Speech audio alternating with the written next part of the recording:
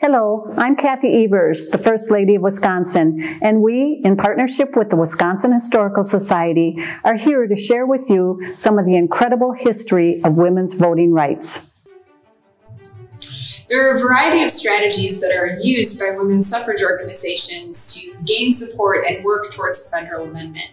And one of these strategies is to focus on what we call the state-by-state suffrage.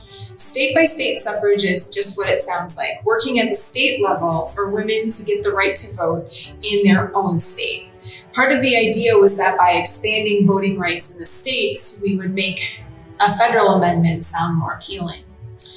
The first state to grant full suffrage to women was Wyoming, who wrote suffrage into their constitution in 1869.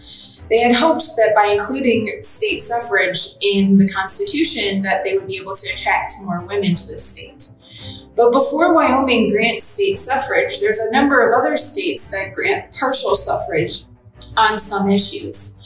Illinois and Kentucky, for example, give women the right to vote in school elections. Women are also given the right to vote in issues related to education and liquor licenses in some cases. So Wisconsin has a state-by-state movement, and it's a pretty intense process for trying to get state suffrage in Wisconsin. In order for a referenda to come before the people of Wisconsin for a vote, what needs to happen is a bill needs to pass in the legislature at 2 consecutive sessions. That means that the state legislators have to vote in favor of a state referenda on suffrage 1 year, and then the very next session, they need to take up the same bill and vote in favor of it again. Once it passes 2 consecutive sessions of the legislature, it's sent to a vote by the people of Wisconsin, at that time all men, and they are able to vote yes or no in favor of statewide suffrage. It took a very long time to achieve this, but Wisconsin does have a state referenda for women's suffrage in 1912. In 1910 and 1911, there were bills put forward in the legislature that passed, and in 1912 there was a state referenda to give women the right to vote in all state elections. During this period in 1911, there was a major campaign that was launched to get women statewide suffrage. This campaign was led by the Women's Equality League and was spearheaded by Ada James.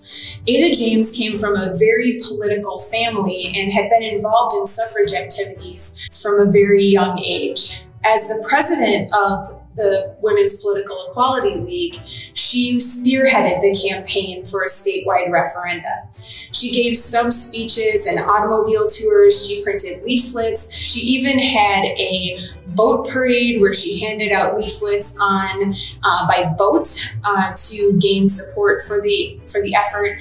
And she had a plane drop leaflets on a community at a county fair in order to gain support for the effort. Unfortunately, Ada James and the other suffragists of Wisconsin had a very difficult time getting the state referenda passed. The German population of Wisconsin linked the suffrage movement to the temperance movement, and they were very reluctant to support it. When the state referenda came up for a vote in November of 1912, it failed resoundingly, 62.6% voting against it and 37.4% voting for it.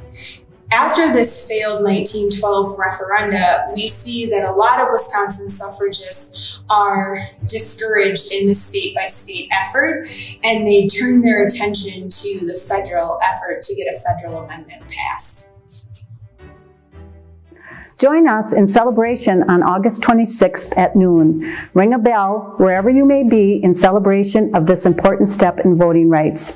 You can also wear white in peaceful celebrations as suffragists did 100 years ago. Show us how you are celebrating by using hashtag Women'sVote100 and hashtag WI Votes for Women. Let's keep moving forward, Wisconsin.